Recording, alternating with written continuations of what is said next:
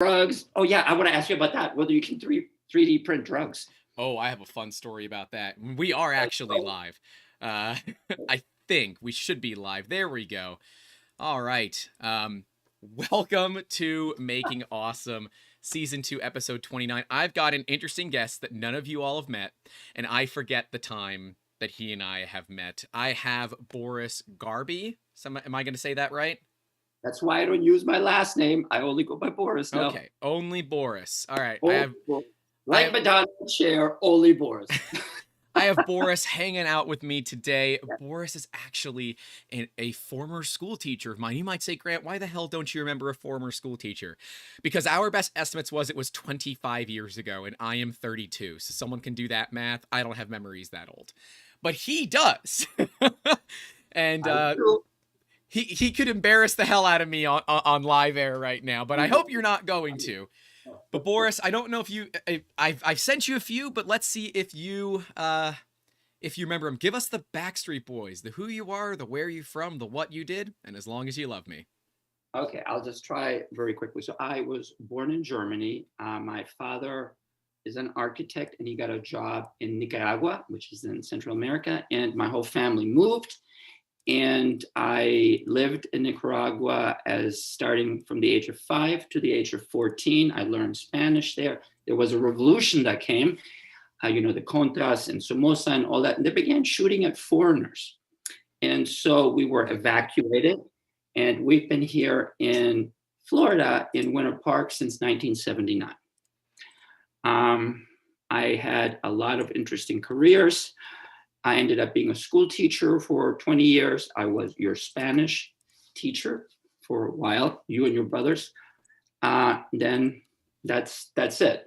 If you want to get into the drama, I can get into the drama. Hey, as much as you want to tell, this is talking about your life as becoming a master gallerist, which you have come to me and said, I don't think I'm a master gallerist. And I said, do you kind of run a gallery? Is it your decision what occurs? Yeah, well, then you're the master of it. Okay, so while I was your teacher, I had 2 secrets. One of them was I was an alcoholic. I was drinking every day. And the second secret, which was more complicated for me, I was gay and I was in the closet. So I had to get sober and come out of the closet. And one thing about sobriety that people don't understand is getting sober physically is one thing. Getting sober in the noggin is like something completely different. So getting sober physically can be achieved very quickly, actually. It's staying sober because of your noggin that's complicated. And I had the double problem of not only getting sober, but having to confront my sexuality, which, you know what? It's a miracle I'm sober, and here I am, and I have to say that you want me to talk about this. So many jobs, blah, blah, blah. And then around 2015, I was depressed. I was not happy. I didn't like the jobs I had. I was like the world's worst realtor. And I had a friend, the artist Victor Bokas, and you may have seen his work because he does the mosaic. He did the mosaic design at the airport on Terminal B. Okay, yeah, Orlando International, yep. Yep, world famous artist. And I said to him, I want to do what you do, not art, but I want to be in the business, blah, blah, blah. And I was very lucky that one of my mentors was offered a job at a luxury apartment building to start an art gallery. He couldn't do it. He suggested me.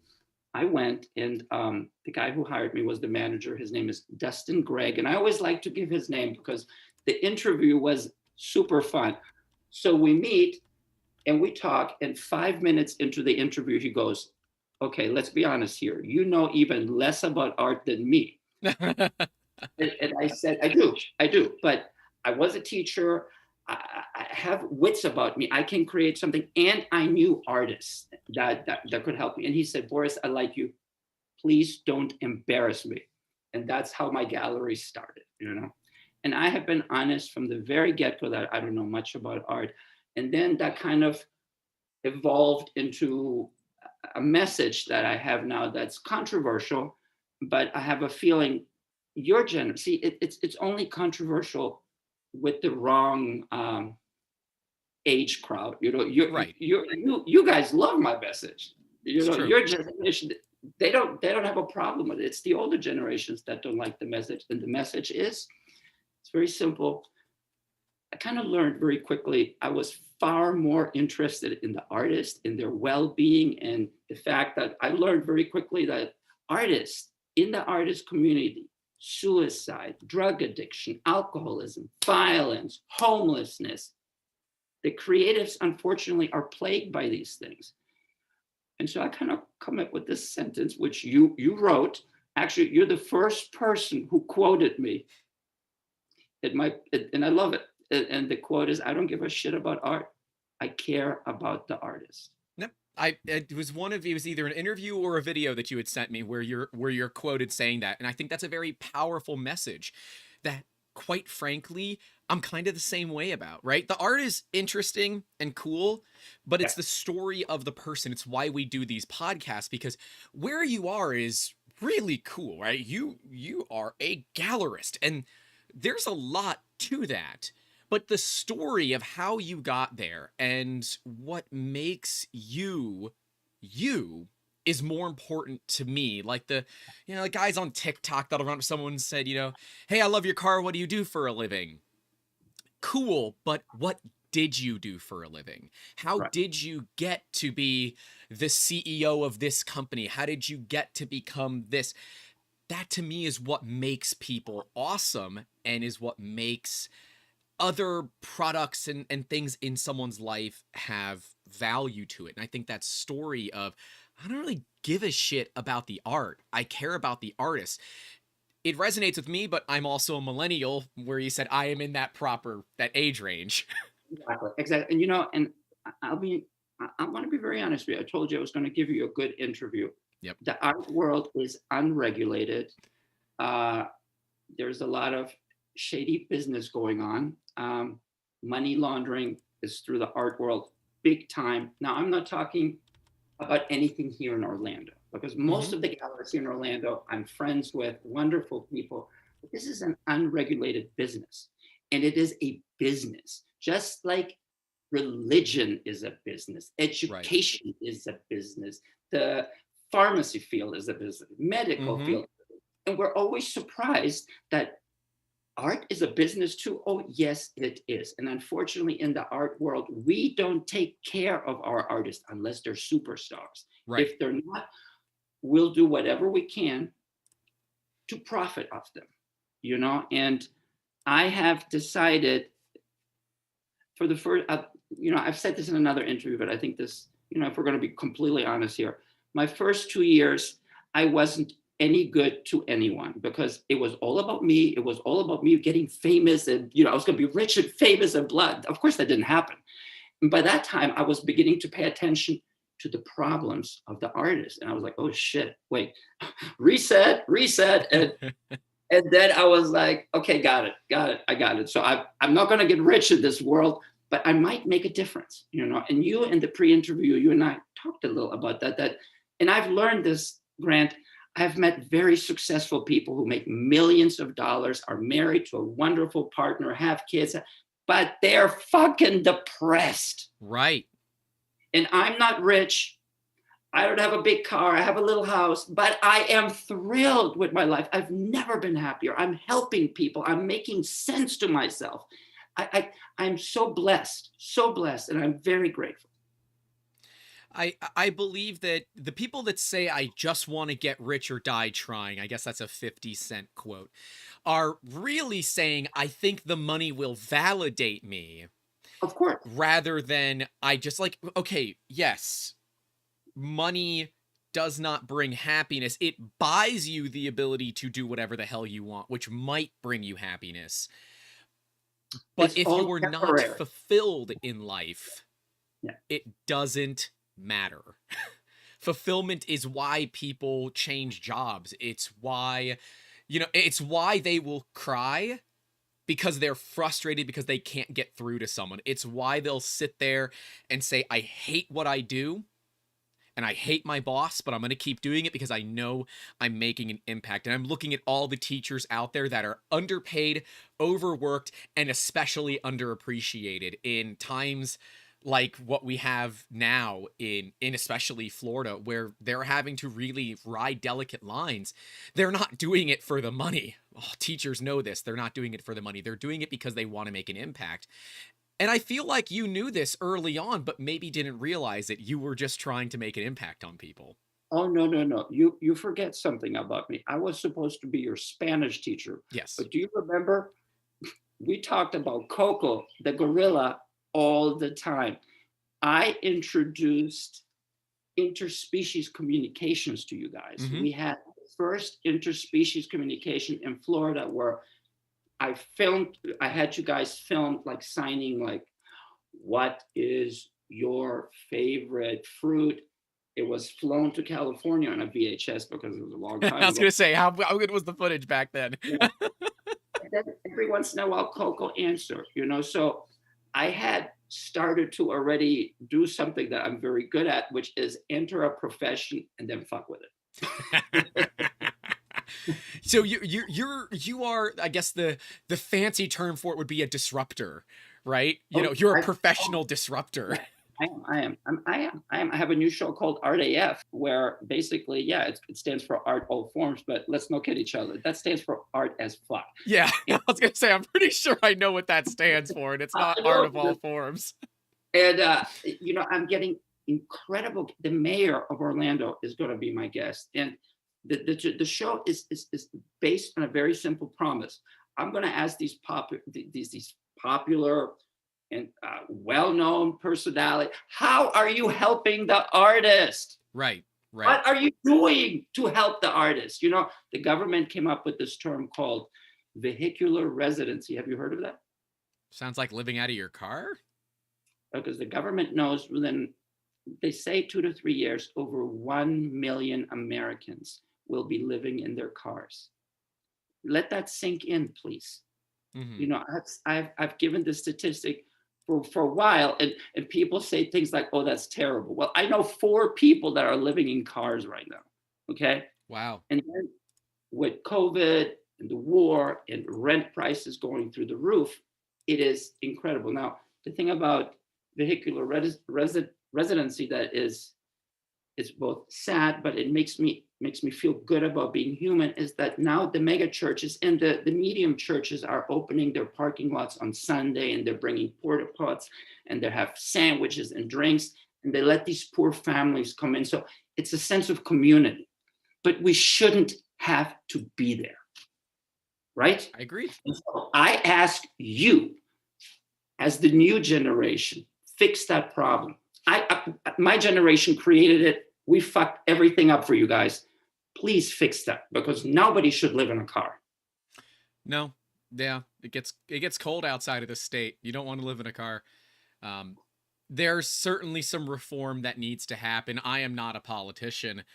Dear Lord, that'd be a hell of a crazy. You have power. You have a platform. I got like 4,200 subscribers, but hey, we can always try. And my outro is always stay safe out there. Don't forget to call your loved ones and keep making awesome, because ultimately those people are what are going to most affect your life. Whether you are 2 years old or 20 or 102, your loved ones will always be the ones that affect your life one way or another. And absolutely, be it students, be it a teacher that you loved, or family, those people are the ones that kind of shape and mold you. It's interesting that did you know back when you were a teacher that you were basically a professional disruptor? Did you realize it back then, or was that just a job? Remember, I was battling my own demons. Fair. I knew that teaching Spanish was a little boring. So I had already kind of fucked up that system by introducing sign language. So I was teaching you guys 2 languages simultaneously, Spanish through sign, because I was just so bored. And that was probably the first time I messed with things. But I realize now that there's kind of a genius to that, because I just gave a TED Talk. And one of the things that I said in the TED Talk is, we have a tendency to take our secrets to the grave, good and bad. Yeah, take your bad stuff to the grave. But you have learned so much cool shit throughout your life. And it is your job to take this information that not everybody is privileged to get. Add your flavors to it and throw it back. You know, It's what it's what I tell people. I said, when you go to visit family that you haven't visited in a while, get a voice recorder, get a voice recorder app on your phone, record those conversations. If you have a family member who's really good at cooking and is maybe getting up there in the years, bring a video camera, record them cooking those recipes, because my grandmother is Latin, and if any of you have Latin family members, you know the written down recipes are just kind of it's a starting place, right? And the food turns out a little bit different, and if you try to replicate it with just what's written down, you're gonna miss a lot.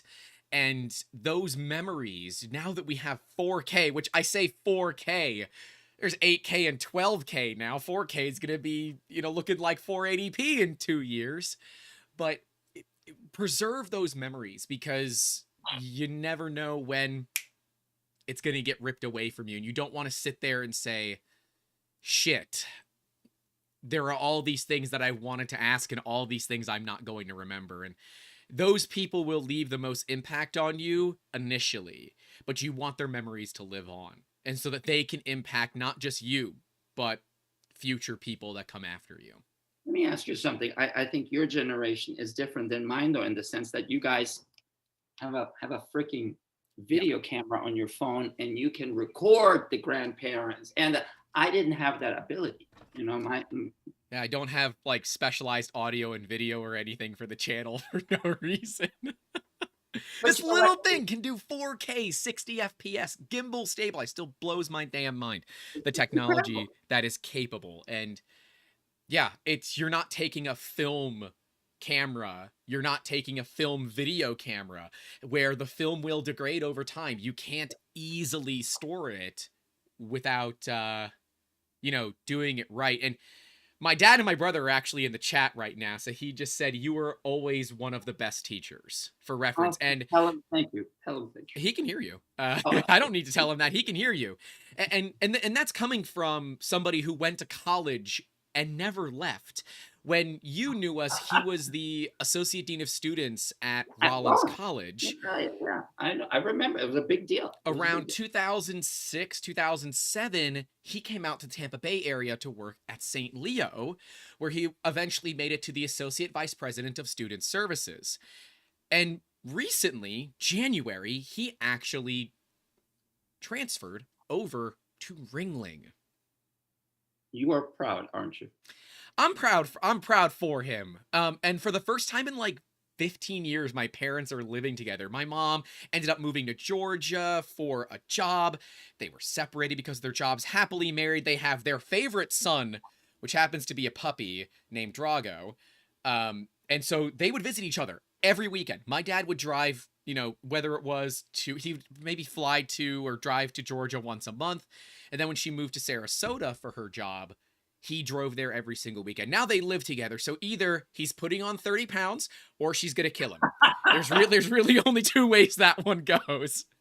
But I'm happy for him, because 15 years in a job, it's time. And I think Ringling's a great place for him. It is distinctly a massive culture shift from a religiously affiliated college like St. Leo over to something like Ringling. True. And I think it's a great start for him, because the school's at a point where it's able to be changed. And for someone who is always impacting students, for him to say that you were always one of the best teachers, it's pretty good. He's dealt with quite a few in his day, to say the least. I appreciate it. And you're still teaching to this day, just not as a school, right? You're not a school teacher. You are a gallerist. He said, "Wait is done. I will float face down out to the bay," he says. Well, let me tell you the story about why I call myself a gallerist and not a curator. Mm-hmm. When I started, I was told by the uppity-ups that I am not a curator, that I don't have the college degree, that I don't have the experience, and blah, blah, blah. And I think one of my gifts is that instead of taking that as a criticism and as a put down, I take these moments and I learn. And so I asked this person who was a very well-known person in the Orlando art scene. Well, what the hell am I allowed to call myself? He goes, call yourself a gallerist. That's a person who owns a gallery. That way you stay out of trouble. No one, you're not pretending, you're not lying. And so what I could have taken as an insult and as not a good thing ended up being very interesting because most people have never heard that term. I've never heard of it. That's great, fantastic, love it. There we go, adds to the spice, And hilariously, I've got a friend who's, I guess, would be a gallerist, but I've never really asked him what he would like to call himself. He was a guest way back in the day on the podcast, Rafael Magoyo, who specializes in Cuban art because he's I guess he's got a dual citizenship with Cuba because he can travel there pretty easily, which I know is distinctly not easy for most U.S. citizens these days. But he does the same thing where he loves the art, but his goal is to tell the story of the artist. Can you talk about what that was like or what that is like to tell the story of the artist and not so much the art? So let me tell you a story. There is, I don't want to mention her name because I don't want to embarrass her, but she is she's considered one of Puerto Rico's best living artists. And I hope I don't get emotional when I tell you the story, but I met her. I liked her art. I liked her way better, but I liked her art. It was interesting. And she was self-taught. So when she was first married to her first husband, this was like, again, a long time ago, but not too long. Her husband didn't want her to be an artist. So she would get up every morning at 4 a.m. and teach herself how to paint. And one day he got up, I guess, to go to the bathroom and saw her, and he heard her. And to me, that is a real artist because she ended up, she became a well-known artist in spite of that, That is the human interest. That makes her art far more fascinating than had she gone to the best college in the world. She taught herself in spite of violence. Those stories to me are what make it, and being able to depict that adequately. If you don't know her background, and okay, yeah, it's a picture, but if you don't know that it comes from someone who was hiding a talent by getting up early to do it and eventually, was in a domestic violence situation, that all of a sudden has more impact to it. And I guess my hat is off to her to not use that as one, as a crutch, but then two, as a marketing tactic. She says, look, you're going to enjoy the art or you're not. You say, well, wait a minute, there's a history here that matters that can help people get into your mind. Something that we do that a lot of other product development companies don't do is we invest our time before the customer spends a dime. It's a crappy slogan. It's on the website. Well, wait, you invest your time before the customer spends a dime? Explain that. Because I want to get to know them. If we can't get in their heads, I feel like you're on the same path here. If you can't get in the head of the person that you're trying to help, and you can't see things from their perspective, you're not going to be able to do as good of a job as if you can. Know your audience. Bingo. Know your customer, know your audience. Because if I can get into the head of the inventor and say, all right, this is why you're trying to solve this problem. This is what you're dealing with. This is your challenge. Here's what you've done. Holy shit, this is what you've done. This is awesome. All right. And then all of a sudden, my brain is going places. And all right, we're at our 25. I cut them at 25 minutes, our initial first call, because I need time to let all of that marinate for me, where they've had years, sometimes decades, to let that marinate for them. And I feel like that's very similar for you, where you're going to meet them, you're going to learn about them, and then you're going to see their art. And that art has more impact to you because you know their backstory, you know their history. Actually, it makes the art sellable, because when you look at a painting by itself, it's on you entirely to make a decision whether you're going to buy that art. And people need encouragement, and sometimes they need to be spoon-fed. And so when I have a story about the artwork, that and I like strong, flavorful stories. I like the drama, because hey, the art world is all drama. Drama sells. Drama sells. Look at TV, look at movies. It's all fucking drama. Excuse my language, but the thing is, if I can teach you a story about that painting, something fascinating, then it's going to make it easier for you to buy. But see, I also know my market. Guess who buys art in the United States? People that have more money than me. No, it's a gender thing. It's usually women. Yeah. Because in the United States, art is considered furniture. And who furnishes the house? Usually it should not be me. I am terrible at that shit. So I as a gay man, I can't say wives, but I can say it's usually the partner who stays at home or who has the most connection with the house. So people come into the gallery and say, I have a white leather couch. I need something that pops, which you would never do in Europe, because in Europe, you buy art for the sake of art, not over here where art is furniture. So usually when a man asks his wife, or let's say you were with your wife, and you, not that you're married, right? No. So you were with your girlfriend and you're looking at a piece of art. I've seen it so many times. He will say, hey, I like this. And she will say something like, okay, the art is not bought. Now, something fascinating is happening now. I met this artist called Juan Santaluna. He is from Colombia, really good artist. And he creates what I believe is man cave art. You know, like the man cave, the one room where your partner is not allowed to tell you what to do. I have no idea what a man cave is. Nope. Well, no clue what a man cave is. My man cave has to be full of geek shit, but it's basically a man cave. But if you were in a relationship with somebody who keeps a neat and tidy house, and this person doesn't like the art that you want, believe me, you will be allowed to have that art in your man cave. So this is a brilliant new way of looking at the art world, you know. And of course, when I met him and we started talking, and I was like, oh my God, this is brilliant.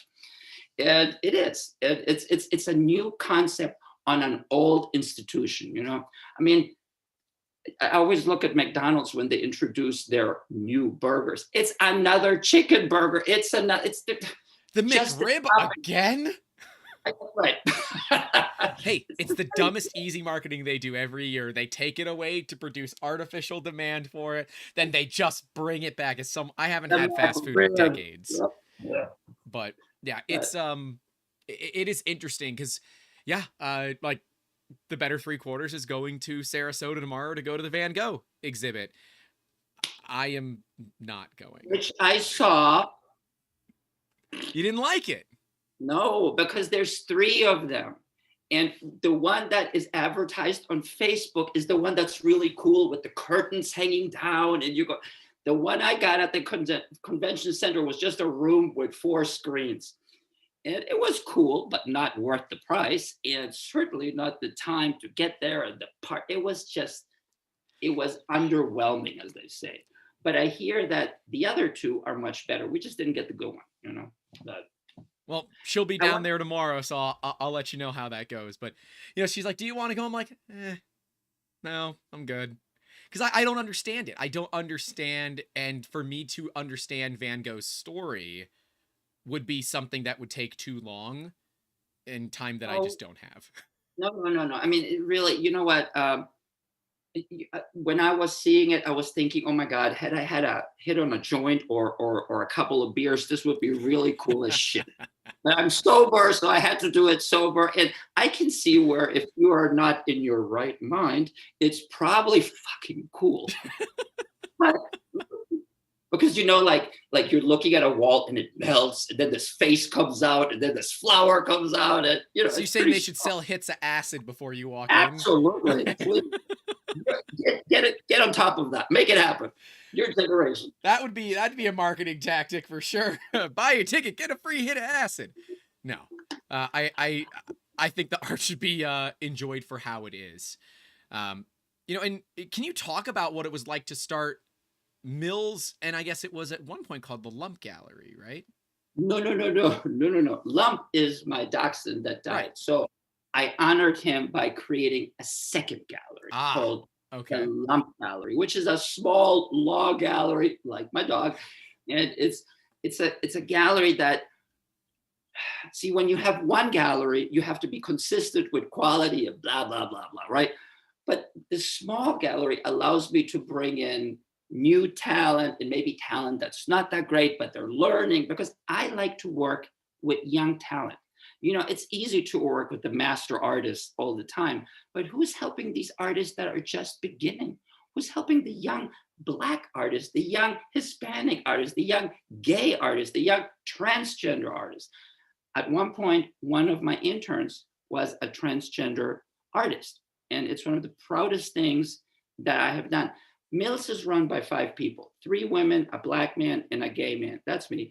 And it gives us a flavor that is unique because we learn from each other's experiences and we bring things into our conversations and our board meetings that are super interesting. It's not just old white people talking to each other about how they're going to make money of the art. These are 5 vibrant people, different age groups, different genders, and it's a real conversation. It's a real conversation. And one of them is a former student of yours.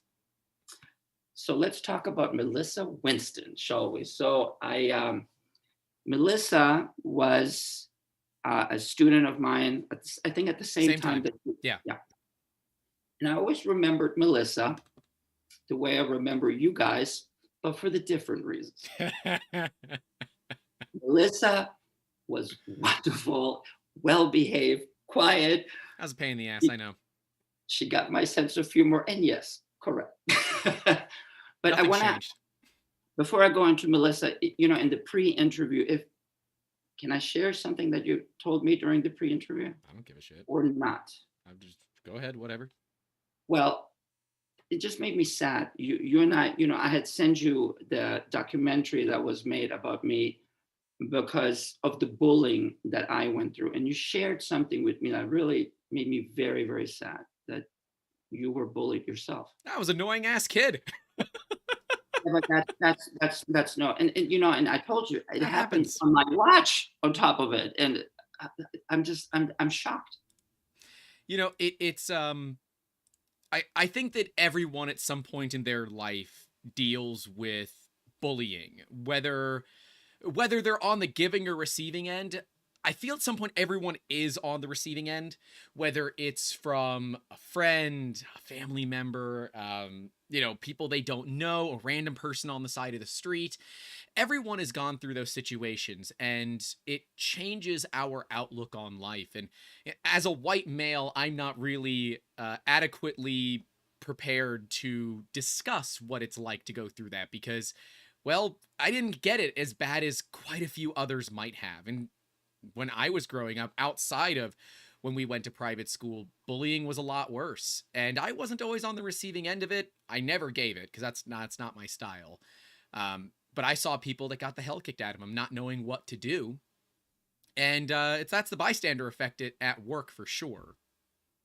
Listen, when not only was I bullied, but I bullied too, because when you are on the low man on the totem pole, you got to fight back too, and there were other people being bullied at the same time. But believe me, I was just trying to survive every day, being me, and then it got so bad that I didn't want to get out of bed.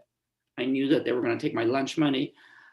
I knew they were going to corner me in the bathroom, like in the documentary, and beat me up and push my head in the toilet and flush. I mean, what happened to me was severe. It was over the top. It was, today, if that happened to a young student today, the police would be involved. The media would be all over it. It's a hate crime. People would go to jail.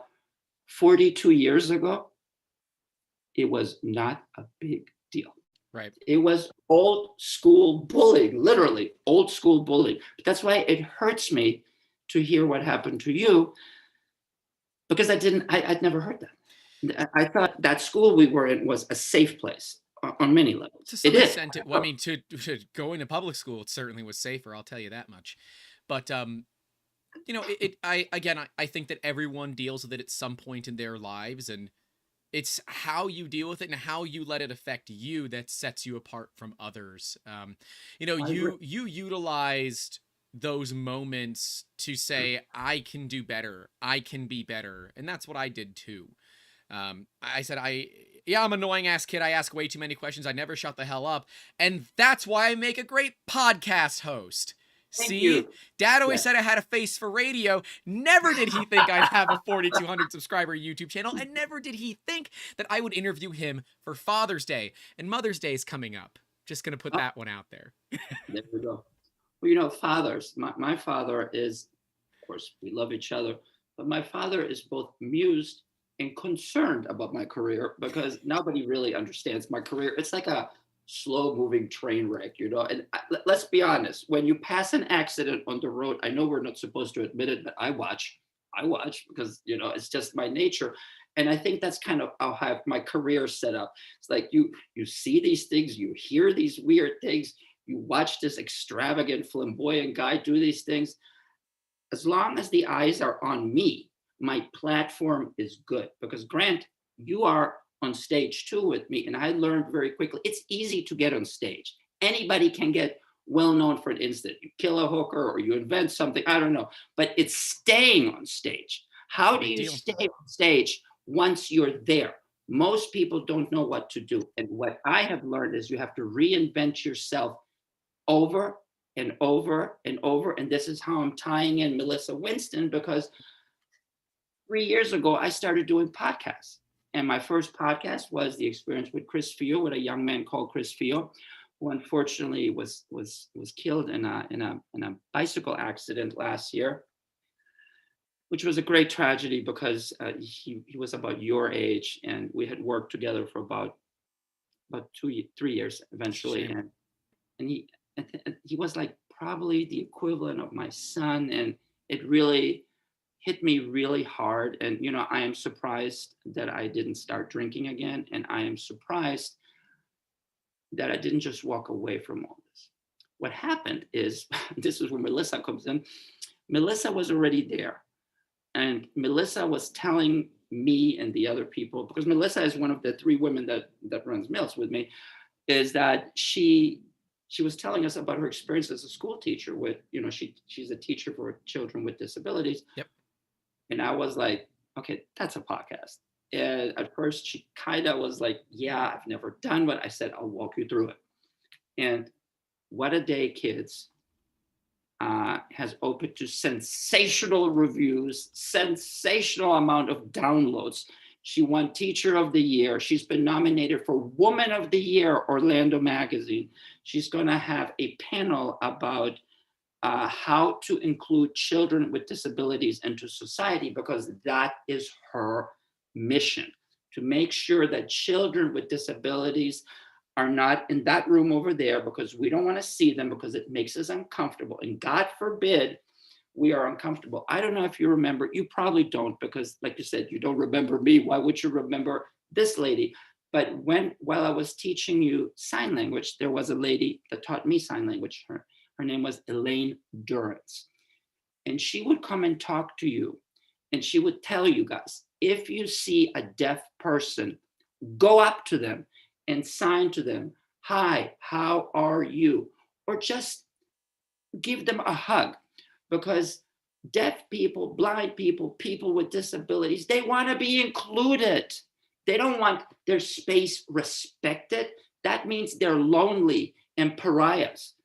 Again, your generation is going to fix it. Another thing I want to say about your generation, Grant. At one point, though, your generation, the 20s, 30s, were the ones that used to beat me up for being gay.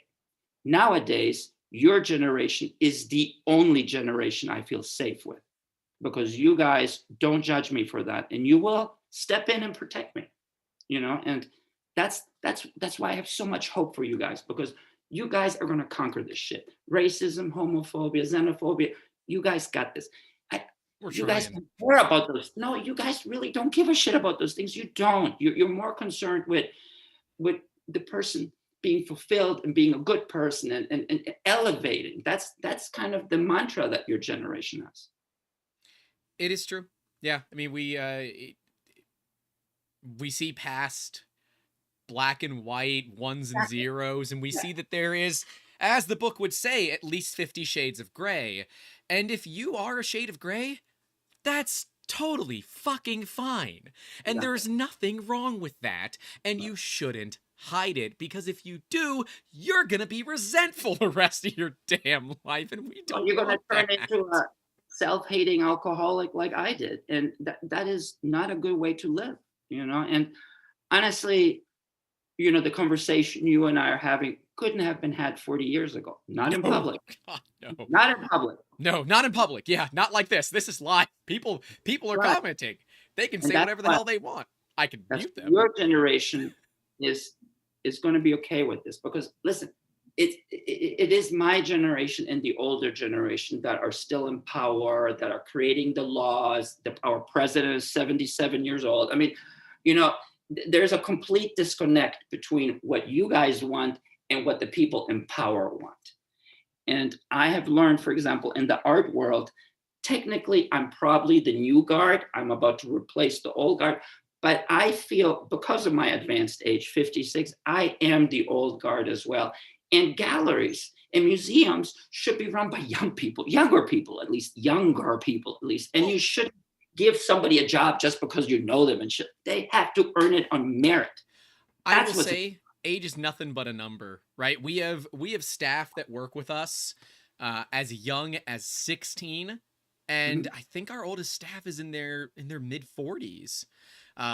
I don't really care about age. I care that you know what the hell you're doing and that you're fighting for the right causes. So even at 56, you're fighting for the right causes. You're doing clearly a damn good job. You sent me something. I don't know if you're willing to talk about that, but you sent me a little image of something. Okay. And you're clearly doing a good job, and that comes back to you. Starting a gallery is a big freaking deal. Big freaking deal. And you will leave that legacy even when you decide that it's time to pass the fire to somebody else.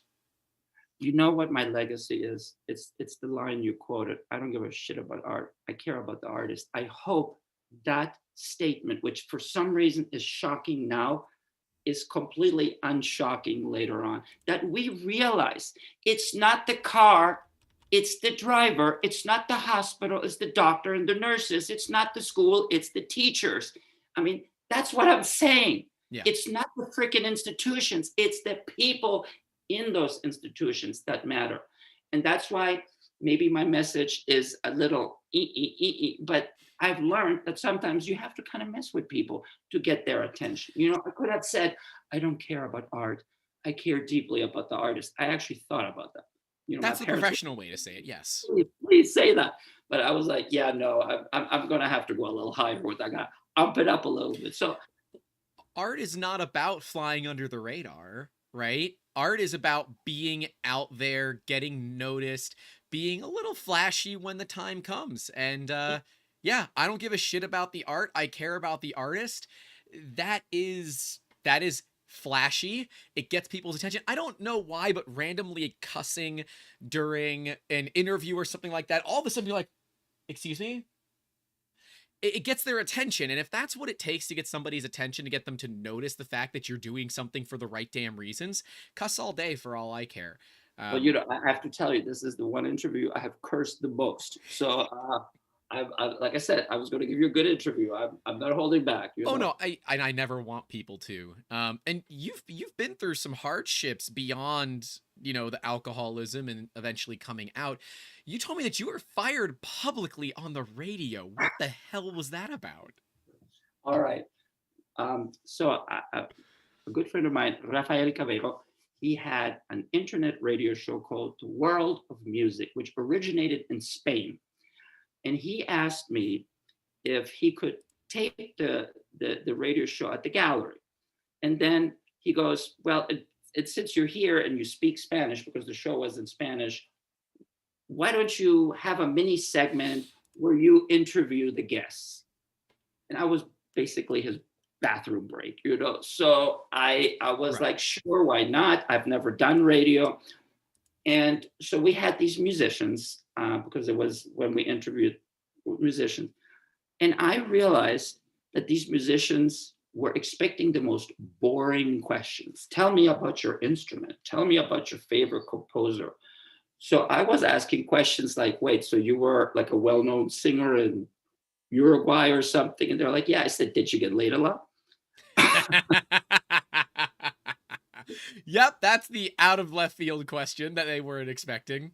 So management told me to, bring that down. They gave me several chances, but I couldn't help myself. I was asking these stupid ass questions, and I could see it in their eyes that they were bored. So I had a poet on. So she introduces herself and says, "Oh, I'm a poet." And I said, "I hate poetry." So she started to cry. But we ended up having this incredible conversation about people don't understand poetry, which was my point. No one explained to me what poetry is.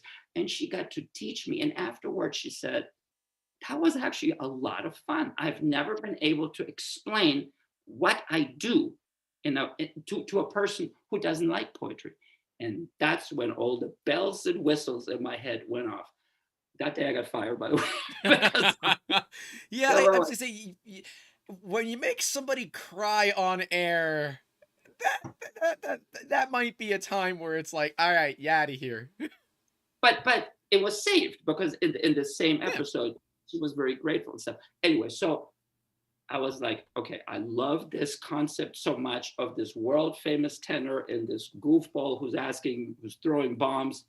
I like that idea. So I approached a company here in Orlando that does podcasts, and I said, I have this idea, and we were going to call it Tenor and Tone Deaf.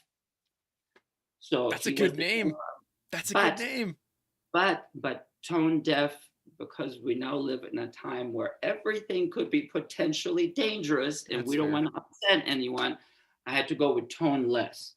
I'm toneless. And That's pretty good too. tenor and toneless, like Melissa's What a Day Kids, is going through the roof. You know, the reviews are amazing. People are downloading us. I don't know if you've listened to either one of those shows, What a Day Kids or Tenor and Toneless. I'm curious what you think. Okay. My programs are very short. They're 20 to 25 minutes. They have music and stuff like that. I don't want to bore my audience. My number one thing is, and you know, this might be wrong what I'm about to say, but I'm more concerned about you being entertained than about a quality product. Because you're going to come back to an entertaining product, not so much to a boring quality product. I You mean, know, that's fair. I We do this so we can highlight makers, technology, and things like that in the industry where, YouTube wants me to stick to like 15 minutes or less for a video, and you knew me when I was a lot younger, and I still never shut the hell up back then. So, you know, we've had episodes where there's 3 hours worth of footage we're cutting down into 10 minutes. And it's like, well, I'm losing all of this extra atmosphere that we don't have. And so I said, all right, let's do a podcast. Initially, it was designed to answer some of the big questions that we got all the time. So when people said, what is 3D printing? I send them the episode that's titled, What is 3D printing? Listen to it and come back to me. If you can't get through it, I can't help you. It's complicated. And because for some reason people really need to know how this stuff works. Like when you go buy a new phone, you don't ask how the tensor cores in the GPU and processor function. Unless you're my type of person, then you will ask that question. You're going to realize nobody knows what the hell you're talking about, and then go online and exactly. Google it. Thank you. But for some reason, people need to know that. So I said, all right, let's do a podcast. We realized we got a little bit off the rail, started having too much fun on it, and we wanted it to be more of, I want to empower people to talk about their story, show off what they're doing at the same time, but tell people about their lives. Because again, the stuff you do is cool, but how you got to where you are is fundamentally fascinating to me, and I know I'm not alone on it. Well, again, one thing that I figured out very quickly is that the press will bite if you are interesting enough. You know, and you know that it, well, no, wait a minute. That's not true. I pursued the press. Are you pursuing the press? Don't even know how to do that. So, see, there's your I problem. didn't know. I literally went to places and said, hey, this is happening at my gallery. Would you like to write about it? Blah, blah, blah. I mean, I did that, you know, and it took a while. But eventually the press, once they realized, like you, I won't shut up and I say things that I probably shouldn't. I'm gold. So, you know, people were paying attention. And there is something about me that the people that work with me, anybody who works with me has to be helping somebody else. That's kind of like if it's all about you, you're out of there. Right. We have an in our artist in residence, the artist Christy Lee, and she teaches seminars for young artists on how to come to a gallery, how not to smell of pot, not to be drunk, not to have a T-shirt that has two men kissing that says we do it better. I mean, you have to be kind of like focused on the fact that it's a business. Yes, and you are trying to make money. You're trying not to continue the ideology of the starving artist. Exactly. And therefore, what she does is amazing. I work with Jennifer Coolidge, who is our lead curator, and she works with the Orlando Philharmonic. She's worked in this incredible field. And what she does is she also teaches the artists how to talk in front of the camera, how to talk in front of a crowd, because those things are the things that kill the artist. Let me tell you, Grant. Most people are afraid to speak in front of a crowd. And believe me, artists, most of them are, because they hide behind their work. So when there's an opening and you have 100 people there, they want to hear you. They want to talk. They want to hear a little bit about your art, your process, your story, blah, blah, blah. But if you're hiding in the bathroom, throwing up because you're so nervous, I mean, I feel for you. I do. That's why we do what we do. We walk them through that. We teach them how to do it. We film interviews. We teach them all the tricks. Melissa Winston, of course, is our administrative director. And of course, she has her hit show, What a Day, Kids. Melissa is amazing. She's probably running bills on her own. But, and then of course, I have our filmmaker, Marvin Welch. He owns Kino Films, and he has done all of the videos that I've sent you that you've seen. It's this nice, weird little group of people, and we get along and we like each other. And our common goal is to help the artist.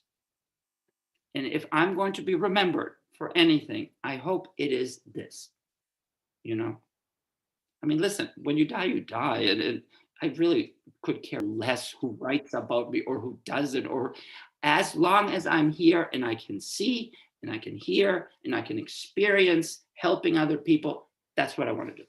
That's what I want to do. That's my goal in life, to help you, to make your generation's job a little easier. Because like I said, we fucked it up for you. We did.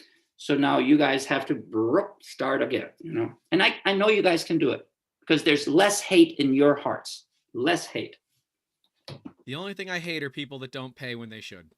People don't pay the bills. That's the ones I hate, because they make my job just a little bit more difficult every day. And similarly, right, we have projects that we love, and man, I wish I could charge less for some of these projects, but we're a business, and at the end of the day, we have to keep the doors open. And as I'm sure artists know, as I'm sure a lot of small businesses know, the past couple of years kind of been shitty, and we're trying not to continue that progress and be able to come out of it, a lot better. And you can actually follow all the my entire story of my back getting injured, and you can watch me get spine injections on our YouTube channel, because some people might find this adamantly interesting to follow my life and the weird shit that I deal with every single day. No, you're being very, very smart in the sense that you're not hiding.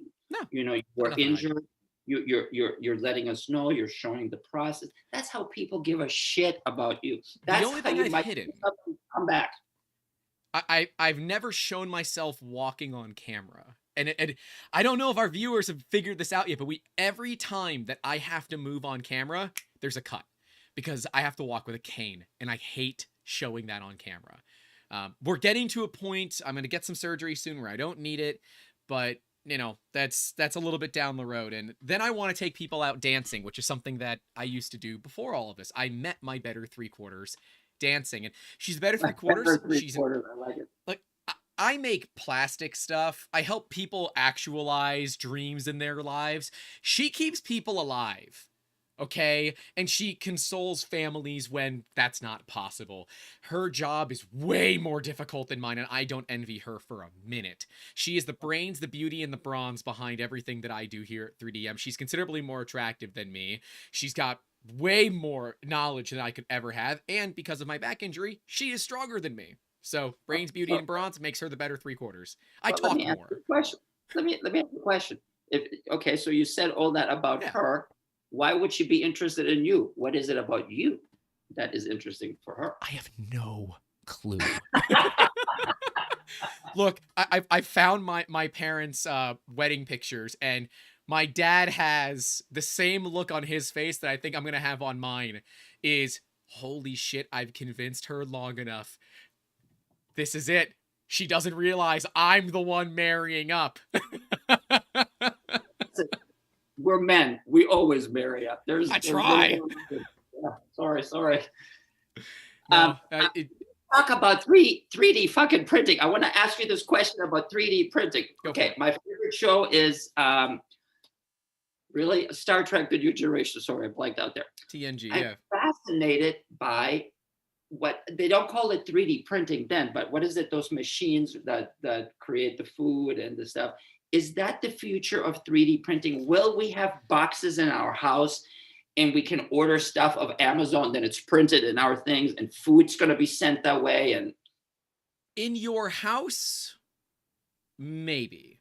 It does already exist. You are able to 3D print food. You can 3D print organs. You can 3D print metal.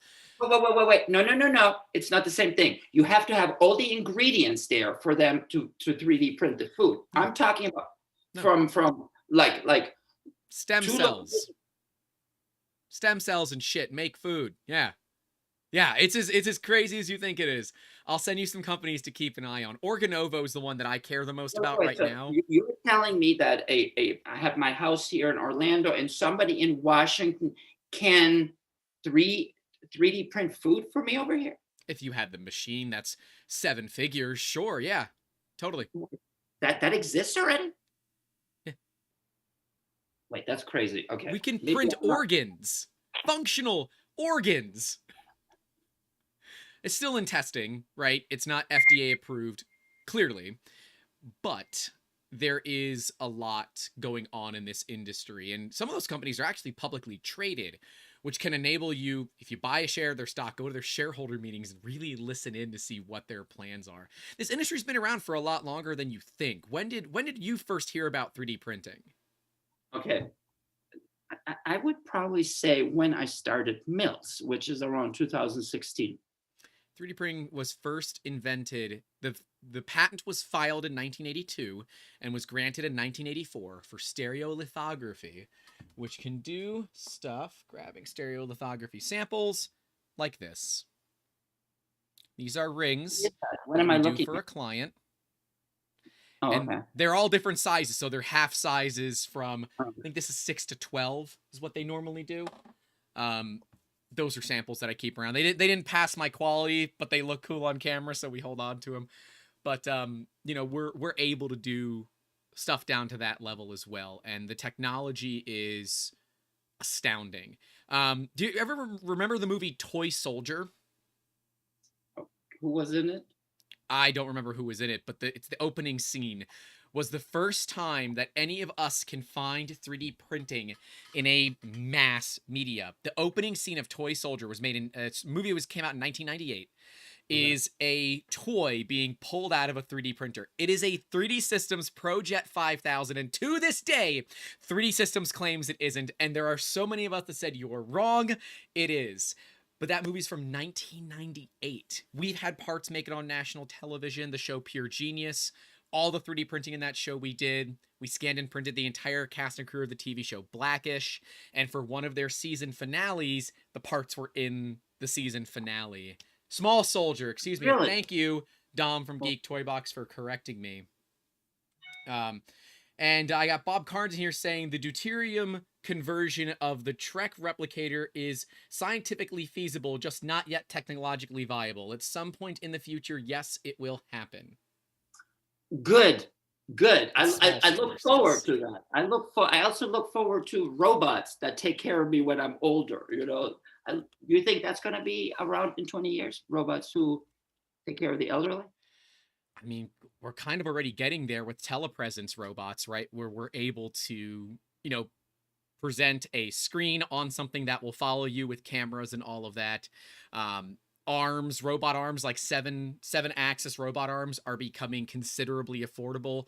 I am trying to get one to show what it would look like as a print farm, where we could have a robot arm remove the parts from a build plate. Cool. You know, so the technology absolutely exists, and I could 3D print it, but there are companies that are doing it for like very, very little money, and it makes more sense for me to try to, you know, do a sponsored video than it is for me to spend all the time to build it myself. Although that might be a fun video. I do have one 3D thing. Somebody printed. Okay, I want to say something naughty. I was going to say somebody 3D printed my wiener, but somebody 3D printed my dachshund. You know, so it's so cool.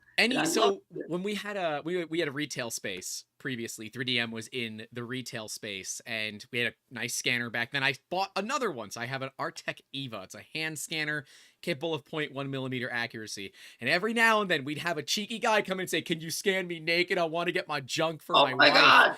And my answer was always, the scanner is accurate within 1/10 of 1 millimeter, and design time is $150 an hour. You decide if you want it.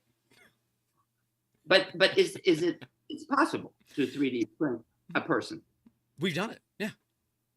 You I mean, Mom's been doing it for centuries. Okay.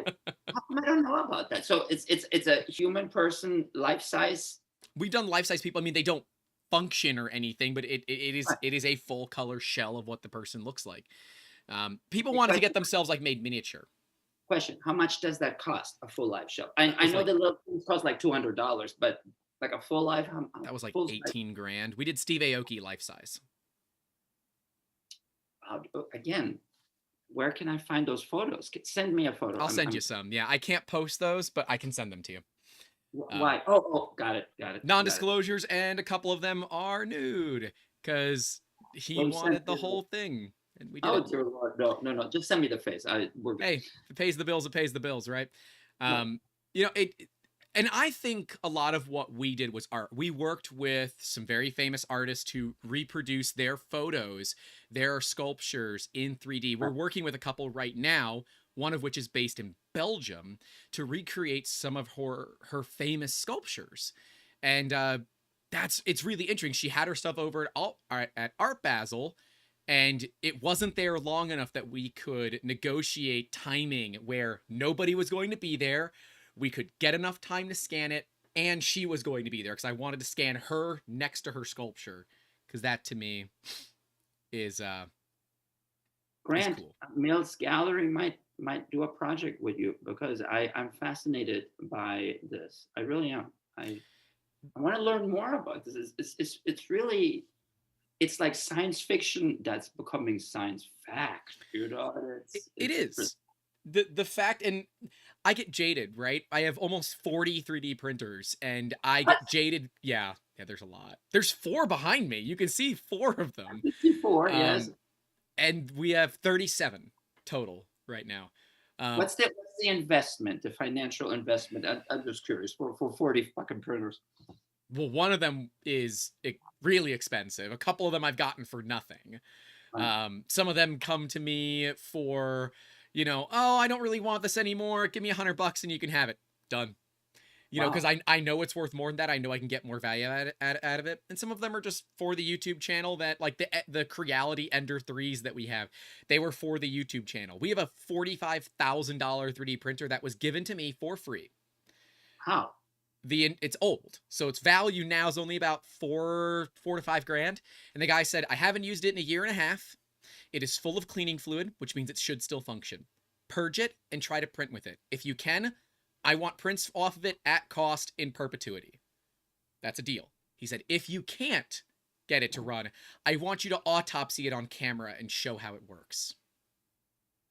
Done. So what happened? It's still, I haven't gotten to it yet. We just got it a couple of weeks ago. That was when my dad, my brother, and I all drove to St. Pete. We all came from different locations, and we showed up 1, 2, 3 right behind each other at the stoplight, because that's the way the Posner family runs. Apparently, we are that well timed to each other. Synchronicity, right? Yeah, something like that, right? You know, we should come out to the gallery, because I have LiDAR scanners, which could do the entire gallery. Oh my God, please. Yeah. Next time I'm in your area, we'll set it up, and I'll bring out the scanners. We'll do a whole thing for you. Where are you? I know you're not in Orlando. Where are you? Tampa. Oh, okay. So So that's not too like, far. 2 hours. yeah, yeah. The world is easier now, but you know, life is a little bit different, right? And can you talk about some of the struggles of the gallery, right? You have a brick and mortar freaking business. Yes. What the hell is it like? Anybody who has a brick and mortar business will tell you their highs and their lows. And the lows are, of course, trying to keep the money coming in so you can pay the rent and supplies and stuff like that. The highs are when I can see that an artist is speaking in front of a crowd and they're not about to pee their pants, and that they're not going to run and have a drink afterwards, that they're actually calm afterwards. Success for me is when I see these artists mingling with the guest and talking to the guest, because here's a secret in the art world that I'm going to share with you. Most sales occur on opening night. 85% of all sales of all shows occur on opening night. So if a show runs for a month, you know what? Most sales are going to occur on day one and day two, and then maybe one or two sell at the end. If the artist is not out there talking and being presentable and engaging with the audience, then we lose our greatest sale force, which is the artist.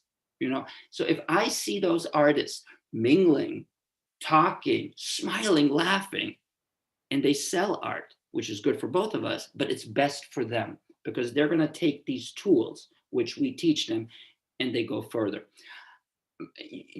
That first sale is always the toughest one, but once you break that barrier, the next one's a lot easier.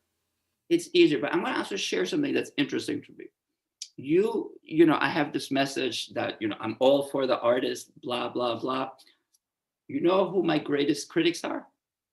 The artists? The artists.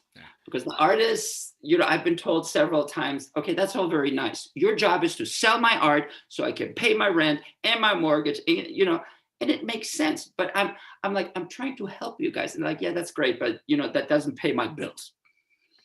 And that's when I decided to bring other people into the Mills Gallery. All of these people, including Melissa, they love art. I am more concerned with helping the artists. But now everybody at Mills, including all of the people that I mentioned, our number one goal is to help the artists become the best artists they can be, because that way they help galleries. Galleries are dying, Grant. I don't think there will be galleries 20 to 30 years from now. I think every city will have a museum and an official gallery, and then everything else is what I call barleries, like a bar that has like a wall that sells art. We've seen those. Or restaurants that have art. There's nothing wrong with a restaurant showing art, but because really most artists there's not many venues. There's not many venues for artists to show. But I do believe galleries are dying, because the system in a gallery works very simple. Let's say you have a piece of art, which is this, and you either on a 50-50 split, on a 40-60 split, or if you're an amazing artist, a 70-30 split, which means if you are a well-known artist, you get to keep 70% of everything that sells. If you're a beginning artist, because you haven't earned that privilege, you get to keep half, So if the sales are not occurring because you're hiding in the bathroom because you're nervous, you're hurting me, you're hurting yourself, you're hurting your future, you're hurting your family, you're hurting the art world, et cetera, et cetera. So I feel that I'm kind of doing God's work here, in the sense that I am teaching them the things that no one has taught. Listen, when you and I went to high school, and things haven't changed that much, they didn't teach us stuff that we really needed to know, such as how to buy a house, how to buy a car, how to get into a relationship, how to get out of a relationship and not get her pregnant. They didn't teach us the things that really get us in trouble. What happens to most people once they leave high school? They marry the sweetheart, they get in debt, things just turn to shit. We are not prepared. And so what I'm doing is I'm preparing these artists. Some of them fight me, some of them don't. I have decided I will only work with people who are grateful, who are kind, who see what we're doing for them. If you're a superstar artist that doesn't want to learn, good luck. There are other galleries, you know. Yep. There are it is finding those people that are willing to be able to think outside of that box and say, all right, if I want to do this full time, what do I have to change to make it, well, viable for me? Because ultimately, while it is a passion, you have to turn it into a business. We did the same thing here. We were on great tracks until 2020. And now we're about 4 years back in the company's history, having to figure out, all right, we got to set our feet down. We've been falling down a river. It's time to sink the heels in and figure out where are we going to come out of this. And if we come out somewhere in the ocean, and we're a statistic. But the goal for us is to be able to find a foothold that makes sense for us. Whether that is, we've got some local artists we're going to be doing some scans for. We've got, we're working with lawyers to do things like this. This is a Chevy S10 that has seen a really bad day. Where we're able to scan the vehicle and show it off. You know, wait, you're using that for lawyers for evidence on a trial? Yeah. Oh, that is so cool. And even further, it's you versus the guy she tells you not to worry about. It's the same truck. Wow. We make it whatever size we want. Once we have the data, it can be as large or as small as we want. 3D printing is going to infiltrate every level of society, is what you're saying. Parts for X-ray machines. I have stuff on the table I can't show because they're for inventors. We did a 3D printed speaker a couple of weeks ago. Literally, here's Snoop Dogg. Oh, cool. Like, you know, there you go. I see it. Yeah, that's super realistic. That's full color 3D printed. That's not painted. So it adds color as well. Yeah. Wow, that's fascinating. Because the only ones that I know that do the figurines are the stuff I see on Facebook where they make a big deal about hand painted. So I didn't know that, you know, so. It is possible. It is very possible, actually. The machines, I have one that can do full color. And that was a big market for us, was scanning people at cosplay events, go to Comic-Cons and all that, set up a booth, scan them, print them out miniature and send it to them, couple $100, they were done. But obviously the past couple of years, cons haven't been crazy, and so that technology is kind of to the wayside. It's still very valuable to people like architects, schools, and things like that, where you need very fast, accurate, and color-accurate 3D printing. But its niches have changed a bit. But that's the nice thing about this industry. The machines stay the same. The people we hire stay the same. It's just who we're talking to changes. And as we see more people get into creative roles, it's been interesting talking with more artists. And you know, let's go back to galleries and stuff like that. Mm-hmm. So my number one mission is to get people of color, gay people, poor people, underrepresented, educated people, underrepresented people to come to the gallery. But that's been more difficult than you think, even though I have announced I'm gay, I'm alcoholic, I'm a foreigner, I don't give a shit about it. I've tried to make it as interesting as I can, and I want people to come in and feel welcome by somebody who's gone through things. But, you know, art is a luxury to many. It's not a necessity. And right. There is the difference. You know, for example, in Europe, you take your date to a gallery and then you take her to dinner or something. That has never happened in the United States ever. I'm sure in New York, that's New York or LA, someplace where you have, where there's culture. No offense. It's Florida, okay? We don't have to lie about it. Okay. We do make the news all the time, always Florida, you know, but. Yay, sunshine laws. Yeah. And, you know, I want to say this about my friend Chris Fio, who got killed riding his bike. What's so incredibly sad about Chris is that he was just about to start talking about how unsafe the streets of Orlando are for bicyclists. And then he gets run over. I mean, I guess that's not a bad way to start and end it, huh? Unfortunately. I mean, that certainly provides a perspective that other people don't get to see. I rode a lot when I lived in Orlando, and not very safe. Not very safe. Absolutely not safe. So we are working with Anna Eskamani, Patty Sheehan. I'm going to involve the mayor in this project. We want to make the streets of Orlando safer for bicyclists, but that involves a lot of sacrifice for the rest of us, because I have been behind a bike on one of those safe roads, and all of a sudden you're driving 15 miles behind a bicycle. So I can see that there's arguments to this, but really the number one thing is, because of Chris's death, I've become aware of this, and this is a situation that has to change. Orlando, first Most of all, metropolitan cities in the United States, not just Orlando. but Orlando's the worst. Like if you Google, the worst. Really? And the thing about Orlando that's complicated is we have so many people from other freaking countries that are visiting Orlando SeaWorld. The rules of driving are different in every single country. Look at England, you drive on the other side, and this is a kind of a dangerous place to be in a car, or a bike, or walking on the sidewalk, and so I kind of have my hands full as far as projects. But I like that you're kind of using there's no other way to say it, and I think it's a weird word, but your influence, right? Your ability to connect people to not further your own agendas. You don't really care. Not anymore. Yeah, look, we've all gone through those stages in our life, but you're at a point where this rising tide rises all ships, or as a good buddy of mine, Pooch from Repcord, said, a rising tide raises all benchies, which a benchie's a benchmark 3D print in this industry. They're little tugboats that we can use to calibrate 3D printers. So more of a joke that only makes sense for this industry, but I like that about you. You're selfless. Well, okay. You're not talking to Mother Teresa here. You're talking to a frail human being.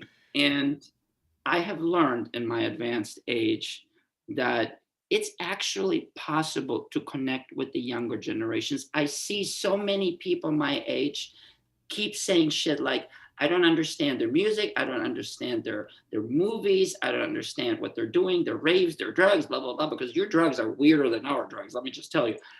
And it's kind of like the generations kind of give up on each other, because your generation is saying you have nothing in common with me.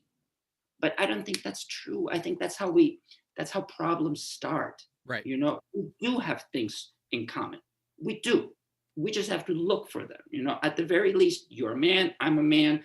It starts right there, and we have our experiences. Then there's the difference experience. I'm a gay male, you're a straight male, but still, there's always reasons for us to get together and communicate. And that's something your generation, I hope, gets a better handle on it. Mine failed you, honestly. I think I'm a little bit unique in the fact that my dad, he's 64, probably, maybe close to that, somewhere in that range.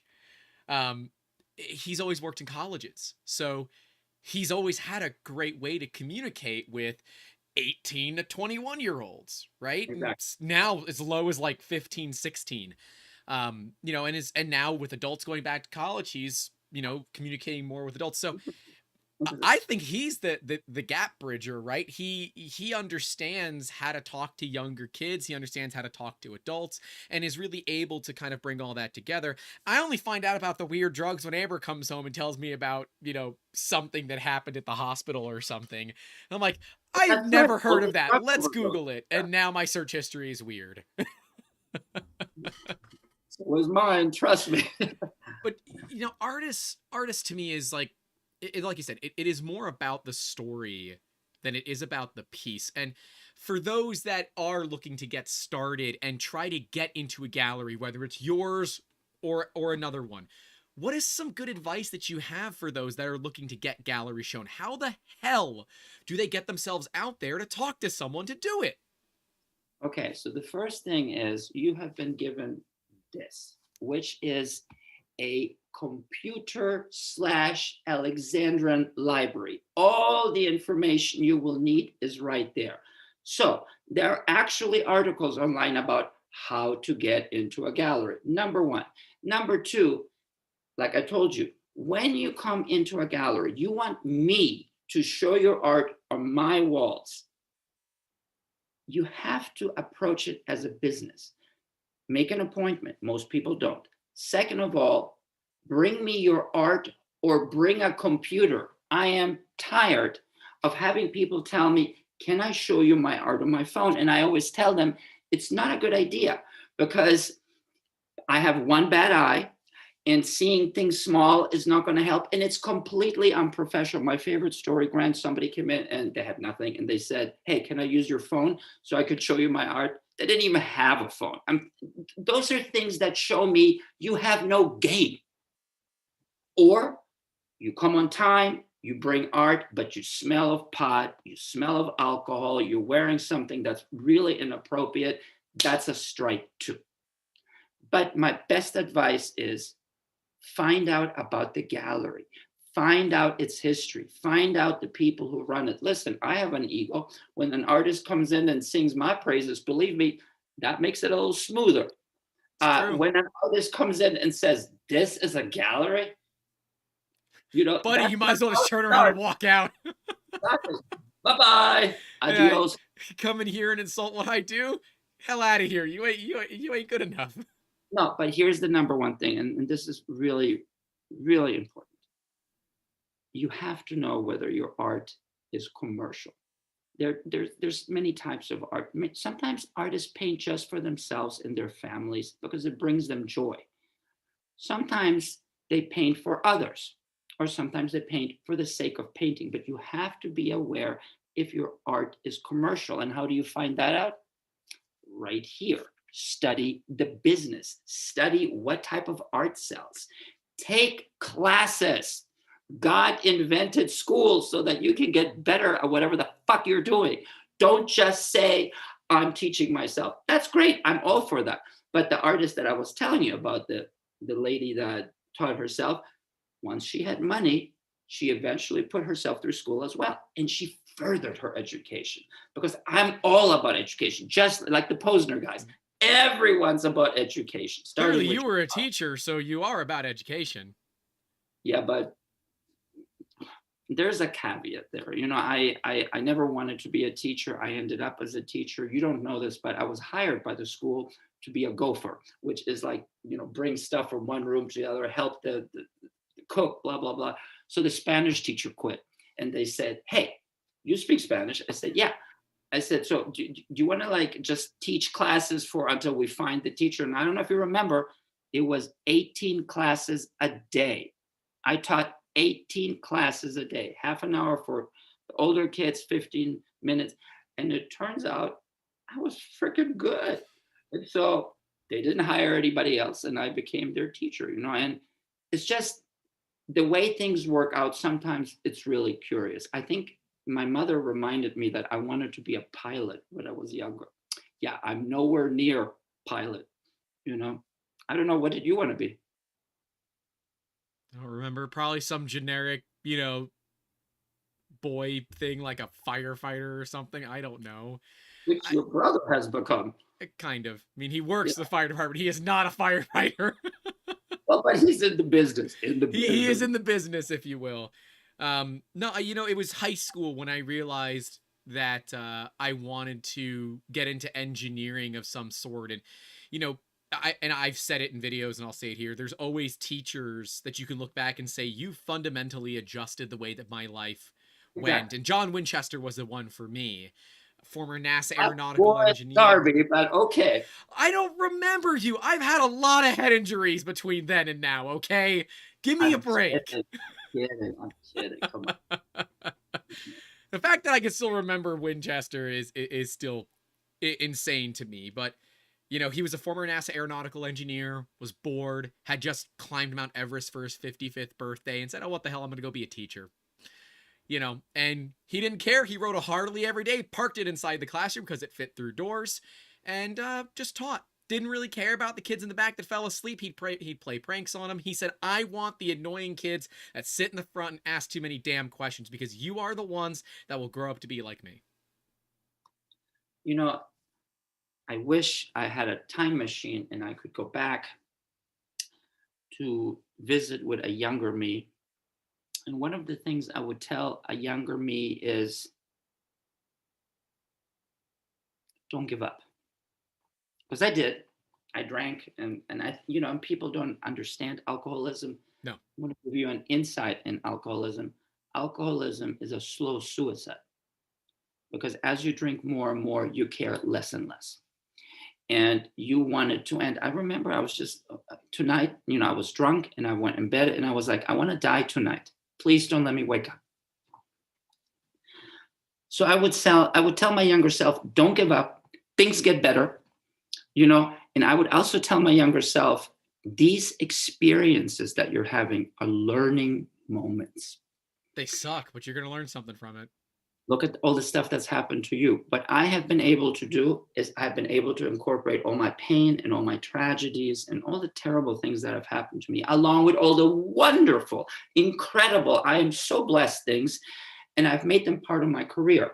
And I think the persona that I've created, the guy that you're talking to right now, which is the best version of myself, by the way, this is not how I am off air. The person that I've created, the one that I allowed to communicate with the public, I think is fundamentally aware of one thing. I don't know anything. You are the master of your own life. Tell me about your life. Let's communicate. Let's get together. Let's be friends if possible. That's something that I wish I didn't have to learn the hard way. So what would you tell your younger self? Shut the hell up. No. Really? Based on your experiences? Yeah. The whole you can't listen if you don't stop talking. It is definitely something that I would tell my younger self. I don't know. The younger, it's like, what do you consider younger self? I'm in my 30s, right? Like, are we talking early teens? Are we talking sub 10 years old? Like, what is younger? Is it me 2 years ago? Because, hey, idiot, don't put your eggs in one basket. I know they're the largest defense contractor in the world. Shit's about to go down. Also, hear the Powerball numbers and buy Bitcoin. That's what I would tell my younger self. Well, no, that's not. I probably meant the time you were getting bullied. That time. That's probably what I meant. Well, maybe fight back every now and then, but I don't know. I don't know. 3D Obsession in the comments said, "Would you be who you are today if you didn't live that experience?" And I read the question before I read it to you, and it's resonating with me saying, if I did anything different, I don't think I'd be here. And they're saying they'd tell themselves not to be afraid and to take chances. I like that. Should probably have taken more chances. Should have learned how to market yourself. Would probably be a good one. Don't be afraid to talk about what you do. And no, and don't be afraid of who you are. Because in order to be good for anybody, you have to be good with yourself. So right. If you're gay, come out of the closet. If you're an alcoholic, stop drinking. If you're a drug user, stop doing that, or do it only recreationally. Don't let it take over your life. Your job, eat you up, blah, blah, blah. Because there's spectrums, we're all on some sort of spectrum here and there, so. Yeah, I mean, I don't know, right? I feel it's this whole, if you're able to adjust what happened in the past, what occurs now in the future, where, small little changes can adjust how we as individuals say. And you know what? I think those experiences, while not all that positive back then, have better helped me deal with conflict negotiation, how to deal with pissed off customers, right? Look, they're going to take a swing at you. Let them swing. Let them swing. Learn how to take a punch. If they're going to get mad at you, they're going to cuss you out. There's not a damn thing you're going to say that's going to change it. So just sit there. Let them cuss at you. Let them get it out. Once you're in that mode of not wanting to fight back and wanting to connect with people, I have noticed my life changed. Yeah. Because there was a moment where I was kind of a contrarian as well, where, you could say something that I knew was true, but my first answer was nope. And then I'd come up with some explanation as to, and it was just a miserable way of living. I mean, like, I don't want there to be blocks between me and you. We were meant to communicate with each other. We were meant to help each other. We really are meant to help each other, because we come in naked and we go out naked. Hopefully we go out surrounded by people that care for us. and that is kind of my goal. I'm creating a village of people that I love, that love me, that we trust each other, we help each other, and we're there for each other, and that's become very important for me as I get older, to know that I'm not alone. To use your analogy, you're creating a village. If there are people that believe they might make a good villager, how can they apply? You're doing it already. You have become part of the village. Okay. And People on that top are of listening that might want to reach out to you to become part of the village, how the hell do they do that? Well, why don't you come and visit me at the gallery? Come to Mills Gallery. I mean, are we going to share all that information at the end? Blah, blah, blah. No, if you want to share whatever you want. I was going to put it in the description of the video. Yeah, do that with phone number. It's my phone number. It's the phone number that reaches my phone. So yeah, put that out there, and please send me everything that you want in terms of like the address and stuff, and I'll throw it in there for you. It's no big deal. Because our next show is April 1st. So it's not a joke. Next Friday. But April 2nd is probably better because April 1st is for the VIP. So April 2nd is to the public. April 2nd, come in, meet me, and yeah. And I can tell you, here on the podcast, I've got people from Norway, Sweden, California, Oregon. Cool. There was someone on here earlier from Canada.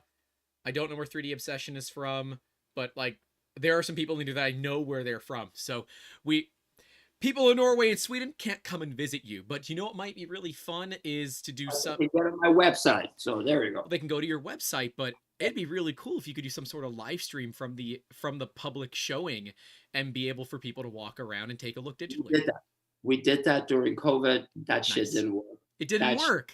Did not work. Damn. No bummer.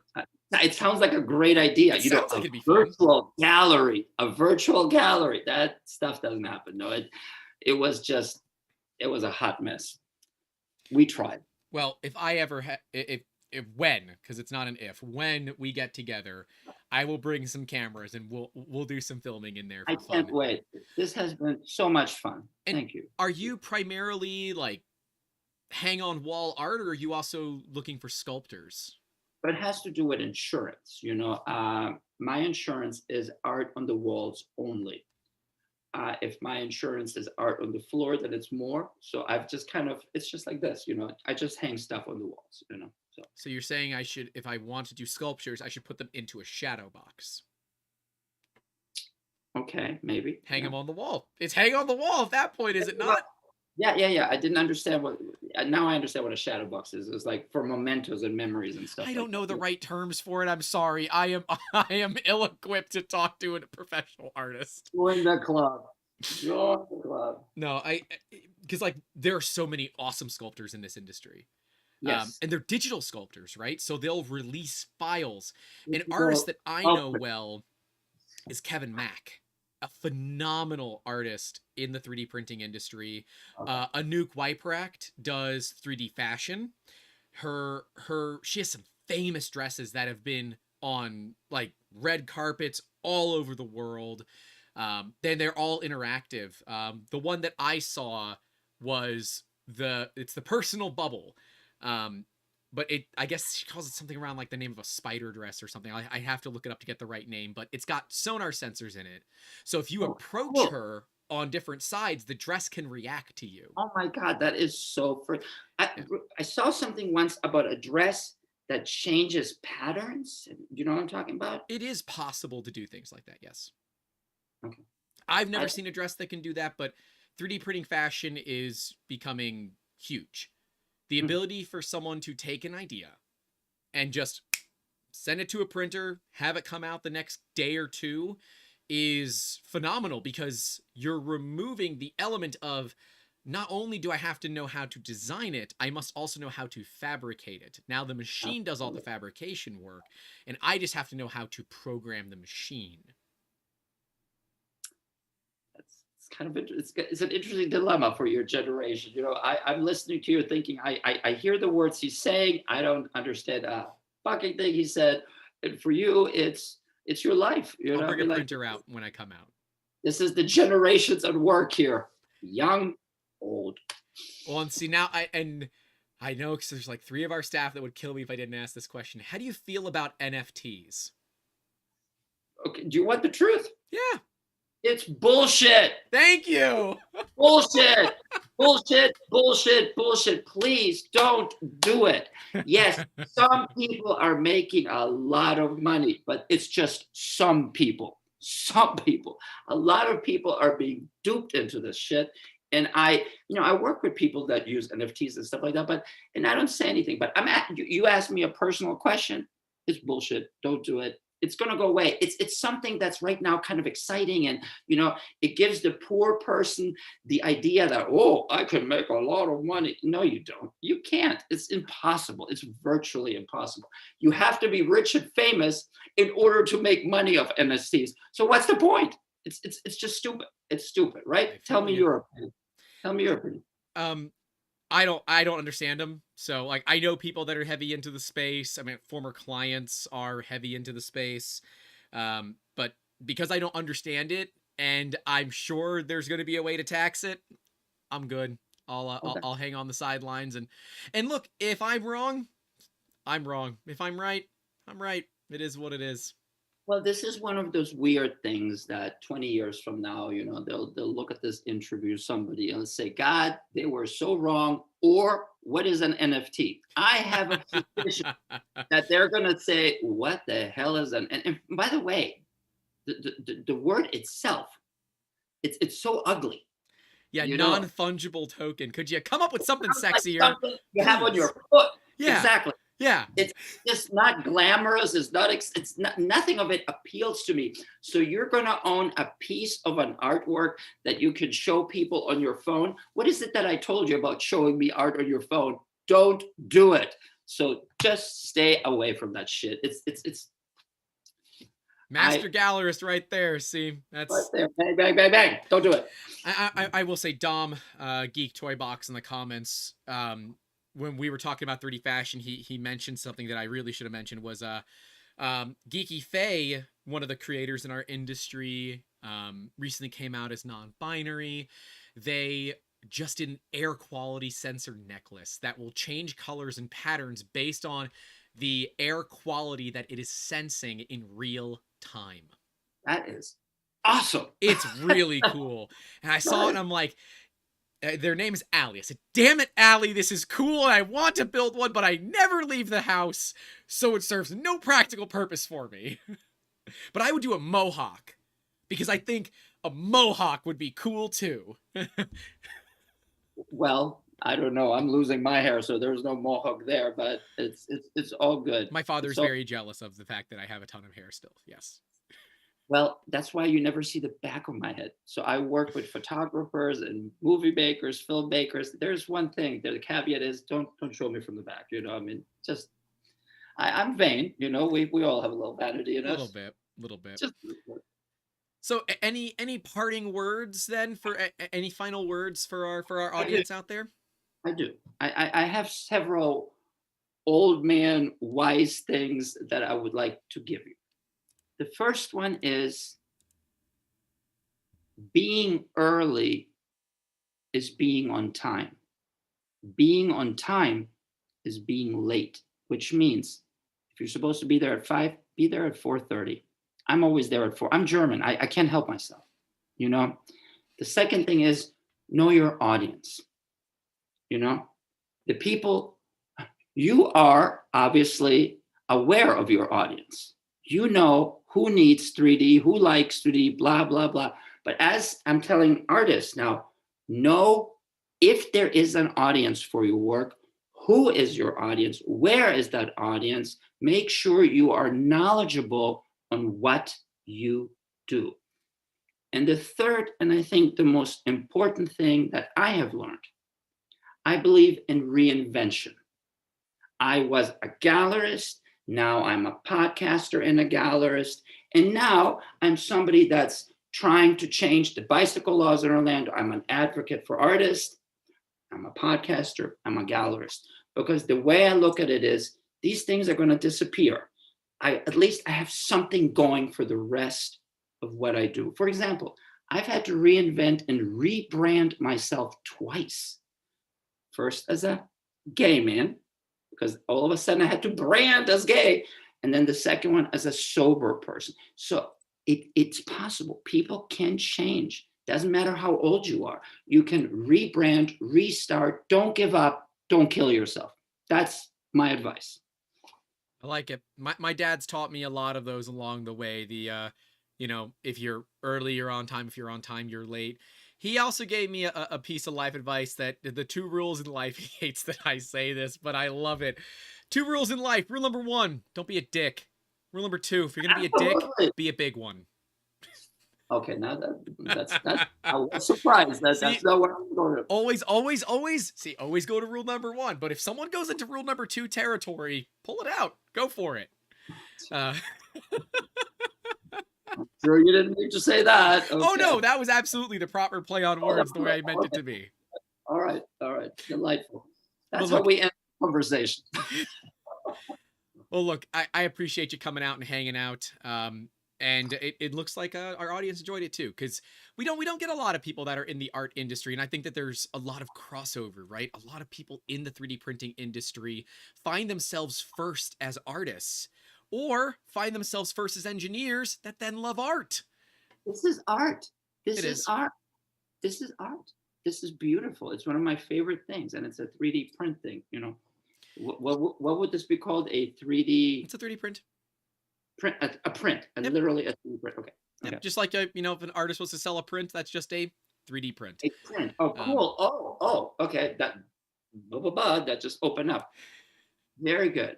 Yeah. So this is basically what you would create for me, for the artist, and they could buy these at the gallery. Yeah. So if the artist wanted to have some sort of swag, some sort of little, maybe you can't afford the painting on the wall. Maybe you want to still support the artist. We've done keychains. We've done little logos and stuff.